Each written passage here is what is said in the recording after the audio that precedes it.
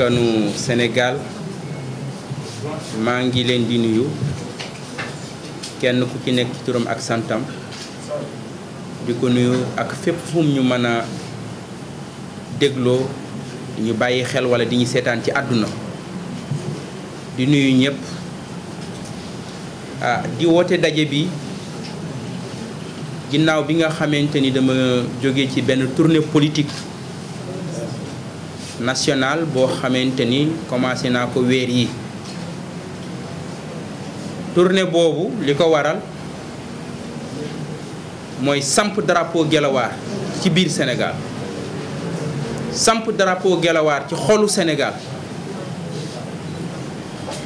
ndax Guelwaar dafa war a nekk parti politique bi ëpp doole ci Sénégal parti politique bi ëpp doole ci taarixu Sénégal waral may def tournée politique boobu samp drapeau Guelwaar waaye aussi di dajale waale ay parrains yi nga xamante ni ay doomu sénégalais ñoo ñu ko yéene waaye aussi waxtaan ak askanu Sénégal ci suñu projet de souveraineté bi nga xamante ni am nañ ko ci réew mi tournée boobu yóbbu na ma Kaolack tournée boobu yóbbu na ma Diourbel tournée boobu yóbbu na ma Louga tournée boobu yóbbu na ma Saint-Louis tournée boobu yóbbu nañu ba Matam ñu def fa ñeenti fan tournée boobu aussi tax na ñu sillonner la région de Thiès plus particulièrement le département de Tivaouane pendant 6 jours le département de Thiès pendant 3 jours mais tournée boobu aussi indi na ma région de Dakar plus particulièrement dans la banlieue bu Dakar muy Kër Massar muy Pikine muy Guédiawaye dernière étape bi ñu mujj a def mooy fële ci Sédhiou ñu def fa ñetti fan def Sédhiou def Goudomp ak région bi yëpp les 3 départements fu ñu fi dem askan wi génn teeruñu surtout rentrée bi nga xamante ni def nañ ko Sédhiou avec les jeunes mu rentrée bu am doole jeunesse su Sédhiou génn teeruñu bi ñu yegsee ci Sédhiou étape boobu la am un préfet et son commissaire de police nga xam ne dañuy dugg lu seen yoon nekkul xamuñu seen responsabilité xamuñu seen mission di ñu jéem a xoqatal ngir bloquer suñu cortège yàq liggéey bi nga xamante ni moom la ñu doon def. J'ai dit qu'un petit préfet ne peut pas arrêter suma caravane, ne peut pas arrêter ñun suñu cortège. Un petit fonctionnaire simple mënul arrêter suñu cortège wala liggéey bi nga xamante ni ñu ngi koy def muy tournée nationale di waxtaan ak askanu Sénégal. Bi mu amee ma xamal commissaire boobu nañ jël seeni responsabilité mais amuñu dayoo amuñu benn maqaama arrêté liggéey bi nga xamante ni tournée boo xamante ni ñu ngi ko doon def ak lépp lu ci mën a génn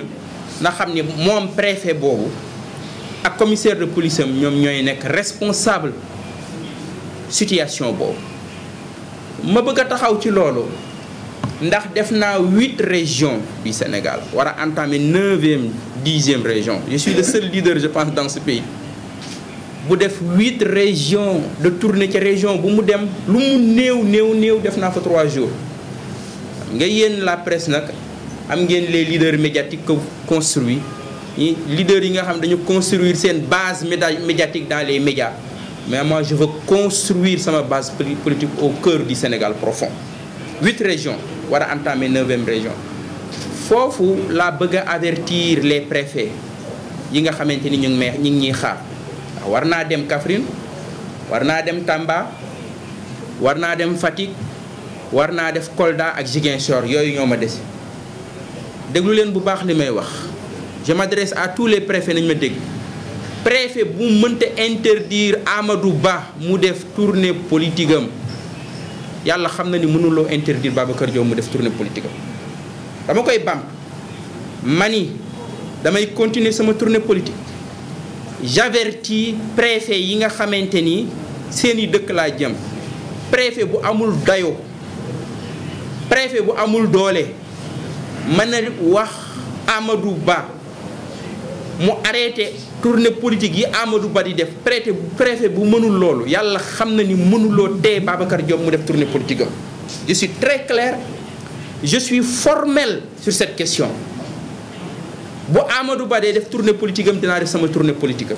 bu Amadou Ba dee def tournée économique am dinaa def sama tournée politique am su Amadou Ba dee seeti ay militants am dinaa seeti samay militants dinaa seeti des Sénégalais muy préfet muy gouverneur muy ministre de l'intérieur bu mënta tee Amadou Ba def tournée politique am yàlla xam na ni mënuloo tee Babacar Diop mu def tournée politique am mënu ko et je les attends sur le terrain je les attends sur le terrain man lépp lu ma wax assumé ko lépp lu ma wax assumé ko lépp lu ni dinaa ko def aussi je l'assume su ma leen neen tey jii dinaa marche interdiction préfectorale mënuma tee marche man bokkuma ci ñi nga xamante ni dañ leen di tey def marche wala ñuy laqatu ci ay salle de conférence naan nangam ak naan wala naan décision préfet décision lu ma leen mus a wax def naa ko un préfet un gouverneur mënuma tee man samay responsabilité ma jël ko dans ce pays là un préfet un gouverneur un sous-préfet un petit fonctionnaire mënuma xañ ak droit yi nga xamante ni état de droit moo ma ko may je suis clair et j'avertis tous les préfets tournée politique yi ñu tàmbali ba def 8 régions dinañ ko yeggale ba def les 14 régions du pays def la diaspora préfet buy politique wala ngay dugglu sa yoon nekkul wala ñi lay politique loo wala commissaire buy politique wala ngay dugglu ci sa yoon nekkul ba ni da ngay bloquer cortège kon na nga ñu xaar soo ñu xaaree lu am rek na nga xam ni état du Sénégal moom mooy responsable mais Sénégal gii ñu bokk ku fiy noyyi muy un petit fonctionnaire ak lu mu mënti doon wala ministre ku ñu mën a tee def tournée politique amul xanaa bu boobaa état du Sénégal day interdire Amadou Ba mu def tournée politique mais su Amadou Ba day def tournée politique am di wër Sénégal di seeti ay militants di def ces pseudo tournée économique yi nga xamante ni daf koo laqatoo di politique dem ci gouvernance yi di fa recevoir ay militants dem di utiliser institutions yi di fa recevoir ay militants di fa def ay meeting am di fa def ay réunion politique am ba yenn heure tardive yi mu koy mobiliser di ko paralyser institutions yi ku mënta tee Amadou Ba ku mënul tere Amadou Ba tournée économique am mënuloo tere Babacar Diop tournée politique am je suis clair kuy noyyi laa wax ci Sénégal du président de la République du ministre de l'Intérieur du gouverneur du sous-préfet du un simple petit fonctionnaire ku mënta tee def Amadou Ba xanaa état du Sénégal interdire Amadou Ba mu def ay tournée économique am wala tournée politique am bu boobaa ñun ñëpp ñu bokk ci yam les mêmes droits yi Amadou Ba am les mêmes droits yi Amadou Ba am di wër Sénégal les mêmes droits moom laa am wala mu ëppale ko les mêmes droits yi Amadou Ba am wër Sénégal les mêmes droits yi Amadou Ba ñëw Thiès di fa politique ah ca kenn xoqatul ko ñu bàyyi ko ak dëkk pa les mêmes droits yi mu am dem Saint-Louis wër Sénégal même droits yi la ñu am en tant que candidat même droit yooyu kenn la je dis bien personne du préfet yuy tiitalaate wala di jéem a di jéem a xoqatal comme on le dit en wolof mënuñu tey def suñu tournée politique yooyu nga xamante ni jël nañu décision continuer ko ngir dem ci 4 régions yi nga xamante ni ñoo ma desal ma matal tuuru Sénégal te encore je rappelle région bu ma dem lu mu néew def naa fa 3 jours am na région yoo xamante ni benn département def naa fa 6 jours département de Tivaouane benn département wër naa ko 6 jours nekk ci département bi rentré wu ma Thiès di fanaan ci département bi ak baykat 6 jours sillonner le département. Donc j'ai un ami qui a l'habitude de dire qu'on est dans du sérieux mais FDS les Guelwaar ñun ci lu sérieux lañu nekk. Et ci jamono boobu suñu démocratie bi nga xamante ni yàgg nañ ko suuxat mu dëgër ci ay waxtaan depuis président yi fiy jógee yépp muy président Senghor am na lu mu fi bàyyi muy président Abdou Diouf muy président Abdoulaye Wade ba démocratie boobu may Sénégal taxawaay ci démocratie ba mu jur ay élections yoo xamante ni du am di xiiroo ak ŋaayoo waaye ba mu jur ay élections yoo xamante ni am na ay alternance Sénégal ñaari alternance démocratique démocratie boobu moom la Macky Sall salfaañe ca mu nar a jur fitna ci biir réew ndax processus électoral ci démocratie day nekk lu consensuel ñu waxtaane ko ñi ko bokk séq mais processus électoral boobu ci Sénégal amul benn waxtaan ci biir processus électoral boobu dafa am Sénat mu am ci taxawaay bu am solo président Macky Sall xëy dàq tous les membres de la Sénat à 3 mois de l'élection nommé ay membres yu bees sans aucune consultation sans mu waxtaan ak opposition bi sans mu consulter opposition bi loolu yaakaar nañ ni dafay menacer li ñuy wax des élections libres transparentes et inclusives mais surtout des élections apaisées ñu ragal ni fitna mën na judd ci Sénégal fitna bu bees bëgg li koy gënoon yombal Macky Sall mu delluwaat article 35 na convoqué Assemblée nationale def une réforme constitutionnelle wax ni léegi premier ministre moo koy remplacer su mënul def loolu Macky Sall su mënul def loolu na def ndànk parce que jeexal na yaakaar naa ne li ko dese mu góorgóorlu ba am woy wu rafet moom la war a ji ma wut mais du situation bii nga xamante ni moom la bëgg a imposer Sénégalais yi un processus électoral corrompu un processus électoral infesté un processus électoral boo xamante ni yow yaay tànn ki bokk ak ki dul bokk un processus électoral boo xamante ni ñi nga xamante ni ñoo war a saytu élection yooyu à 3 mois de l'élection nga jël la décision daal di leen di dàq ñu am njàqare bu rëy ci élection yii di ñëw mu nar a nekk ci élection yi nga xamante ni nar na jutaat fitna fii ci Sénégal ndax lii Macky Sall bëgg ak régime am loolu nekk na loo xamante ni duñu ko nangu ñi nga xamante ni ñoom la président Macky Sall nommé yu bees yi ñun wóolu wuñu leen waaw seen intégrité seen impartialité seen neutralité dañuy ñaan ñu démissionner ñu tekki seen ndomba tànk ci boppam ñu démissionner ñoom ñu tekki leen seen ndombay tànk parce que nekkuñu ñoo xamante ni ñun wóolu nañ leen ci processus bi ñu leen tànnee aussi baaxul te loolu am na débat yoo xamante ni yéen journalistes yi fekk ngeen ko ci fan yi bu baax a baax ci loolu aussi li may Macky Sall muy dérouler aussi à l'absence d'une opposition capable de prendre en charge les questions électorales c'est ça la vérité Sénégal musul toll fii ci démocratie 2000 bi alternance di am amoon na une opposition bu taxaw bu jël en charge la question électorale sur cette question aujourd'hui opposition ba amu ci agenda l'opposition n'est pas capable aujourd'hui de prendre en charge sérieusement la question électorale le processus électoral loolu aussi suñu faute la ci boppam suñu faute la au niveau de l'opposition moo tax FDS les Guelwaar maa ngi ñaan bépp candidat maa ngi ñaan bépp ku am taxawaay ci wàllu démocratie au Sénégal képp koo xamante ni processus électoral bi ñor na la képp koo xamante ni àq ak yelleefu doomu aadama ñor na la ñu mën a taxawal un front boo xamante ni dafay défendre notre démocratie mais front boo xamante ni day xeex ngir ñu am un processus donc électoral boo xamante ni dina transparent boo xamante ni aussi dina inclusif parce que inclusivité boobu mooy képp ku ci war a bokk ci processus électoral boobu aussi ñu bàyyi la nga daal ci bokk front boobu ñi xaar ñun ubbeeku nañ ci waxtaan ak képp koo xamante ni am nga ci ay xalaat am na ñu ci contacter aussi ñun ubbeeku nañ ci l'essentiel que nañu taxawal front bu taxaw ngir aar suñu démocratie ngir xeex ñu am un processus démocratique un processus électoral boo xamante ni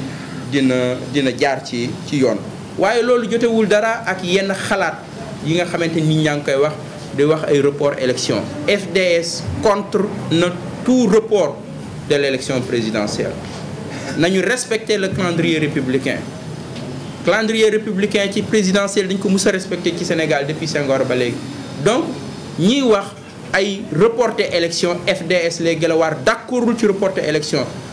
man aussi en tant que candidat d'accorduma ci reporter élection yi kenn du ko reporter li ñuy def li ñu war a def en tant que opposition d'une opposition je pense wala en tant que candidat du demander ñiy reporter élection yi mooy xeex ba ñu am un processus électoral transparent ba ñu am un processus électoral inclusif xeex ba Macky Sall ci boppam dindi Sidiki Kaba à la tête du ministère de l'Intérieur ñu am une personnalité neutre pour l'organisation des élections loolu mooy débat bi mais du indil ñu un autre débat sur le report du scrutin tardel nit ñi encore ci ay débat stérile yoo xamante ni jëmewul fenn réew mi jëmewul fenn suñu démocratie. nañu respecter processus électoral bi waaye nañu respecter la date des élections ñu organiser une élection présidentielle le 25 février 2004 askanu Sénégal ku mu wóolu mu fal ko ñu jàll ci liggéey bi. ci loolu aussi ba léegi li ñu amoon di Sénégal di état de droit ñu bëri nawe ñu ko état de droit mooy état boo xamante ni dafay sàmmoo ak droit askanam droit ak yeleefu doomu aadama yi état boo xamante ni am na doole mais day tënku ci loi day tënku ci respecter dignité doomu aadama day tënku ci bu justice addoo magistrat yi jël ay décision même bu décision bi arrangé wul état bi da ciy tënku loolu moom mooy état de droit boobu ñu gis ni Sénégal ñu ngi koy ñàkk nañ ko ba pare ñu am benn état hors la loi mooy état boo xamante ni dara tënku ko li ko tënk rek mooy bëgg-bëggam li ko tënk rek mooy jaay doole fu dooleem yem rek donc état hors la loi boobu moom la ñu am fii ci Sénégal état hors la loi li nga xamante ni ci la fondé wu mooy jaay doole mooy bëgg-bëggam mooy toroxal doomu aadama yi ngir def moom li nga xamante ni rek moom la bëgg. ci loolu fële ci Ziguinchor ab juge jël une décision de justice ni Ousmane Sonko dindi gi ñu ko dindi ci liste électorale yi teguwul ci yoon teguwul ci dëgg. juge boobu bind le préfet de Ziguinchor ngir ñu delloo Ousmane Sonko ci liste électorale yi état du Sénégal ni du respecter décision de justice boobu mais on est dans quel pays? état du Sénégal à travers les fonctionnaires de la direction générale des élections ñoom ñu refuser le mandataire de Ousmane Sonko une fiche de parrainage booba ba léegi te justice àdduna ci loolu la ñu wax du dëgg du yoon encore une fois de plus violation droit Ousmane Sonko la et que li ñuy ñaan état du Sénégal mooy mu sàmmoo mu wàccoo ak décision de justice muy décision boo xamante ni Sénégal lañ ko jëlee muy décision boo xamante ni CEDEAO lañ ko jëlee li ñuy ñaan la direction générale des élections mooy le mandataire de Ousmane Sonko nañ ko jox fiche de parrainage am Ousmane Sonko dem collecté ji ay parrain ni ñëpp les fonctionnaires yi nekk ministère de l'intérieur du ñoom ñoo am dayo du ñoom ñoo am maqaama wax kuy bokk ak ku dul bokk bépp sénégalais am na droit ni da ngay bokk. je pense que ni dayo ak maqaama wax kuy bokk ak ku dul bokk conseil constitutionnel rek moo am légitimité wax ko kon ñu ñaanaat encore une fois de plus donc la direction générale des élections bu ñu leen dugal ci lu seen yoon nekkul ñoom du ñu ay politiciens ay fonctionnaires de l'état lañ état du Sénégal di leen fay ci boppam ay sénégalais lañ ñu ngi dugg ci loo xamante ni seen yoon nekku ci seen yoon nekku ñu leen di instrumentaliser kon donc la direction générale des élections état du Sénégal nañ sàmmoo ak li nga xamante ni moom mooy décision de justice. laneen li nga xamante ni bëgg naa ko ci yow mooy lu mat presque 6 mois ngi nii ñu tëj université publique yi au Sénégal ñu tëj li nga xamante ni mooy université Cheikh Anta Diop loo xamante ni kenn mënu ko comprendre parce que lu mat 6 mois cours en présentiel mënta am xale yi dañ daan grève daw en fii mais pour la première fois ñoo xam ñu wax dañu bëgg a jàng dañu bëgg a ñëwaat ci université yi enseignant yàkkamti woon na vacances mais dem nañ ba doyal ci sëkk nit ñoom dañu bëgg a def seen liggéey dañu bëgg a jàngale dañu bëgg a liggéey état du Sénégal ci lu kenn comprendre les autorités universitaires aussi di loo xamante ni kenn comprendre ko aussi ba léegi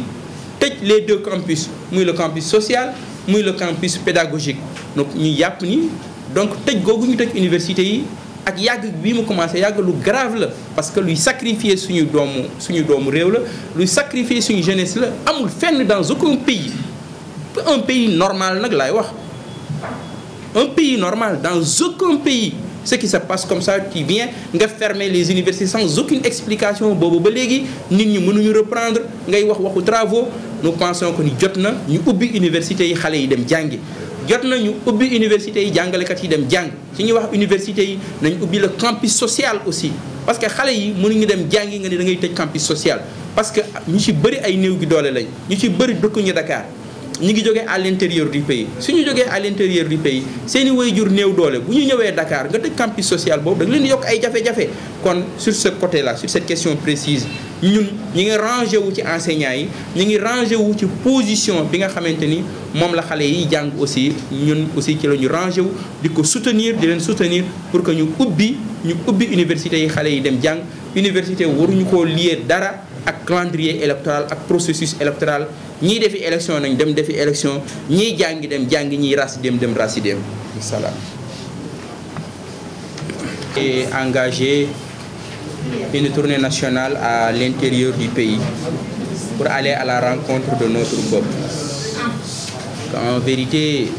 j'ai décidé de construire un parti, de construire un grand parti, de construire un parti de masse dont le Sénégal sera le bastion, mais dont le rayonnement s'étendra à toute l'Afrique. C'est ce grand parti que nous voulons bâtir, qui devra être un parti de masse, un parti de combat, mais aussi surtout un parti de gouvernement.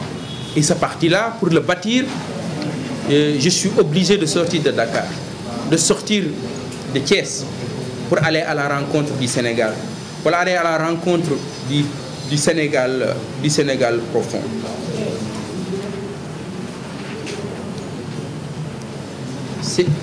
Cette tournée avec le peuple me permet d'implanter le drapeau Guelwaar à l'intérieur du pays, me permet d'implanter le drapeau Guelwaar jusqu'au village le plus reculé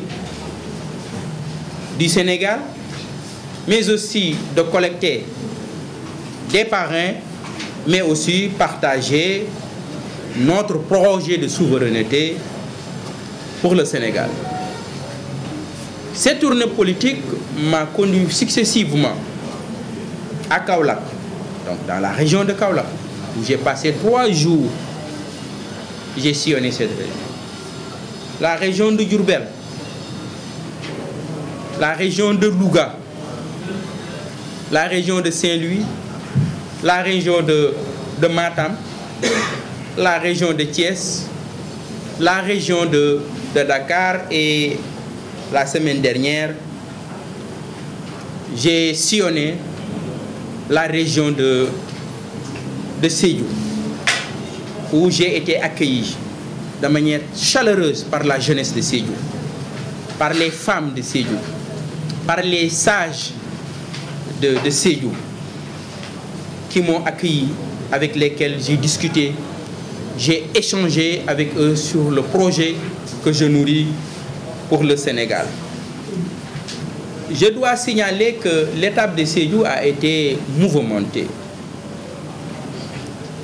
à cause des agissements d'un préfet et de son commissaire de police qui ont tenté vainement de bloquer ma tournée politique sur des bases fallacieuses. Et notre délégation a opposé au préfet une résistance ferme et catégorique. Nous lui avons affirmé notre volonté de défendre nos droits jusqu'au bout, le tenant comme responsable de tout ce qui arriverait, de toutes les conséquences de cette confrontation. Pour lui faire comprendre à ce préfet qu'aucun petit fonctionnaire de l'État ne peut nous retirer nos droits fondamentaux. Aucun petit fonctionnaire zélé ne peut violer nos droits. Et finalement, son intimidation, quand il s'est rendu compte que ne passe pas, il a reculé. Nous avons poursuivi notre tournée politique dans la région de Sédhiou. Je profite de cette tribune pour avertir les préfets qui tenteront de bloquer les prochaines étapes de ma tournée. Je vais être formel et clair sur cette question. Un préfet qui n'est pas capable d'interdire les tournées politiques d'Amadou Ba ne réussira jamais à interdire ma tournée nationale. Je le répète, si un préfet n'a pas le pouvoir d'interdire les tournées politiques d'Amadou Ba, il ne pourra jamais interdire ma tournée nationale. Nous leur opposerons une résistance farouche et sans concession.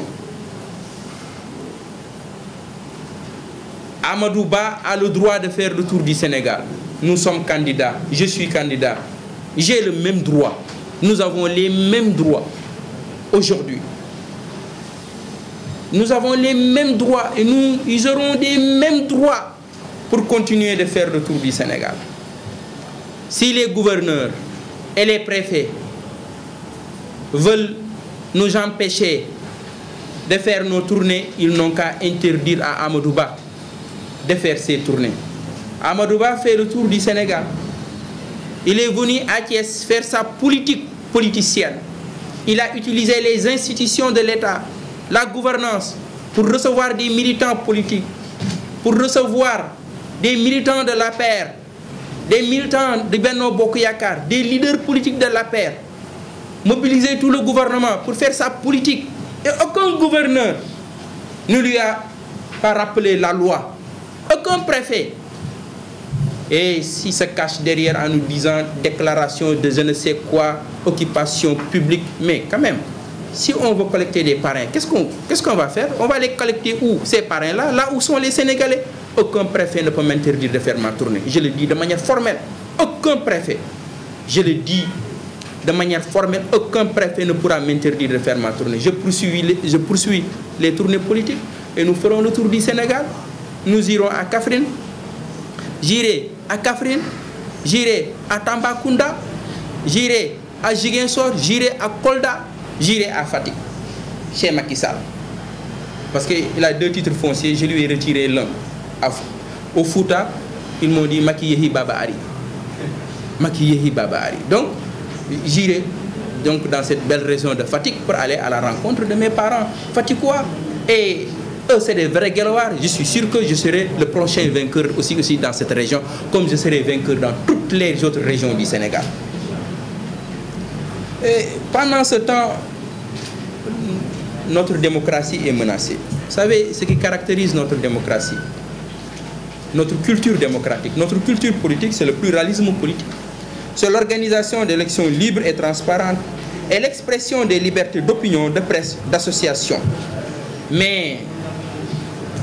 ces acquis démocratiques sont aujourd'hui menacés. Le pluralisme politique aujourd'hui menacé. Nous vivons le retour du parti État, de la coalition État aujourd'hui. Donc, ce qui menace donc notre démocratie. Dans le Sénégal d'aujourd'hui, l'opposition devient subversion.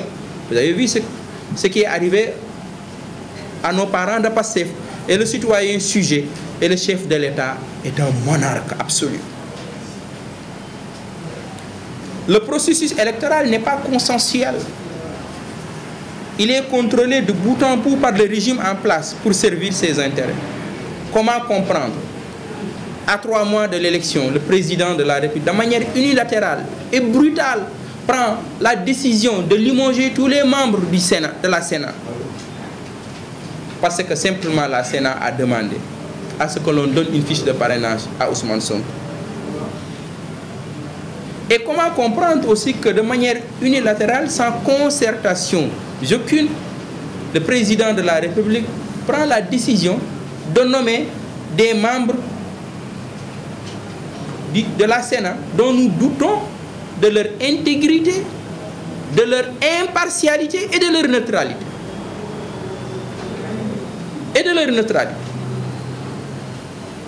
Ce qui fait que le processus électoral qui était marqué par des consensus forts aujourd'hui,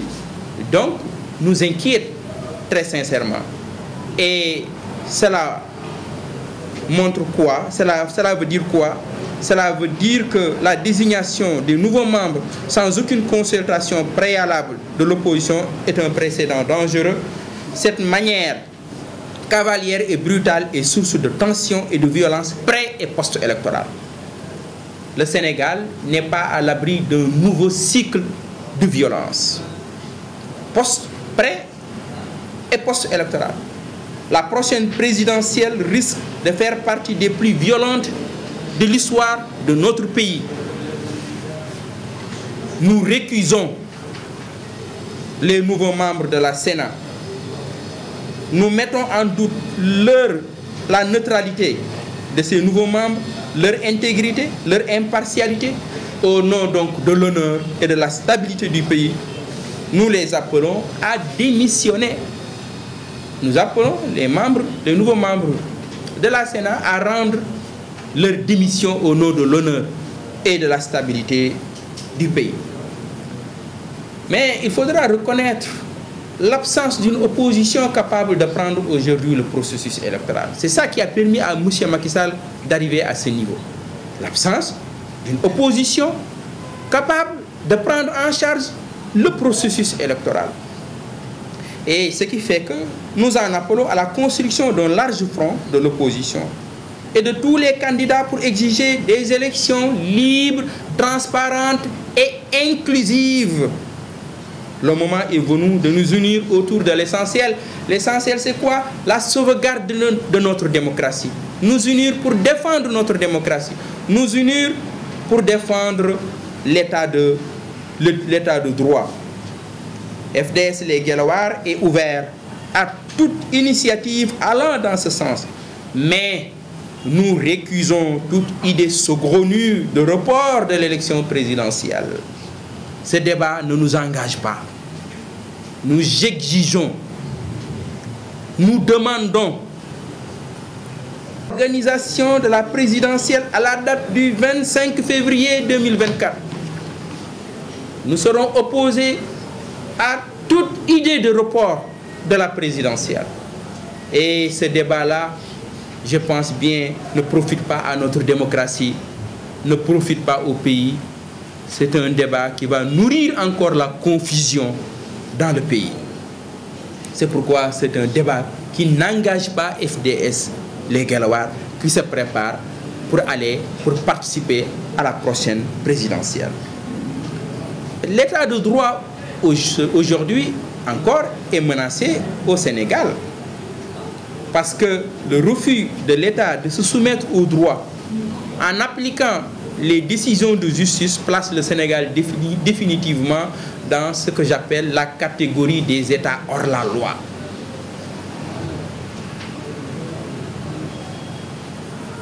Donc, l'État de droit cède la place à l'État hors la loi. Un État hors la loi est fondé sur la brutalité, la violence et la barbarie. Au Sénégal, l'État a pris délibérément la voie de violer ses propres lois et d'humilier ses propres magistrats. La justice est désormais rendue non pas au nom du peuple, mais au nom de Macky Sall. Notre système judiciaire ressemble à celui des monarchies absolues archaïques. Le président est lui seul une juridiction sans frontières. Il est à la fois la première instance, l'appel, le recours, la grâce et l'amnistie. Macky Sall, je le répète, est à la fois la première instance, l'appel, le recours, la grâce et l'amnistie. Le Sénégal aborde le dernier virage vers l'établissement d'un pouvoir autoritaire sans frontières, fondé sur la violence, fondé sur la domination, fondé sur la brutalité. Nous avons affaire avec cet État hors la loi de M. Macky Sall. C'est pourquoi, mais nous lui opposerons la justice, l'esprit de justice, le droit, notre liberté, notre détermination, notre volonté à vivre dans un Sénégal libre et démocratique. Nous saluons la décision historique du juge de Ziguinchor qui s'est opposé à la violation des droits de Ousmane Sonko. C'est pourquoi nous exigeons sa réintégration sur les listes électorales. Ensuite, nous demandons à la Direction générale des élections de donner une fiche de parrainage au mandataire de Ousmane Sonko pour lui permettre de recueillir des parrains au même titre que tous les candidats. Il n'appartient pas à des fonctionnaires de se substituer au Conseil constitutionnel, qui est le seul organe reconnu qui a la légitimité de valider ou d'invalider une candidature. Et je voudrais aussi me prononcer sur ce qui se passe donc au niveau de nos différentes universités. Le refus des autorités académiques et universitaires d'organiser la reprise des enseignements en présentiel est incompréhensible et cache les dessous d'un agenda politico-électoral. Le calendrier et le fonctionnement de l'université ne peuvent dépendre de la logique électorale. Elle doit continuer, l'université, de gagner son autonomie en refusant de servir les intérêts des clans politiques qui luttent pour le contrôle du pouvoir. Il n'y a aucune raison de continuer de fermer nos universités depuis presque 6 mois. J'exprime ma solidarité donc aux enseignants et aux étudiants qui luttent pour la réouverture des universités publiques de notre pays. Je vous remercie.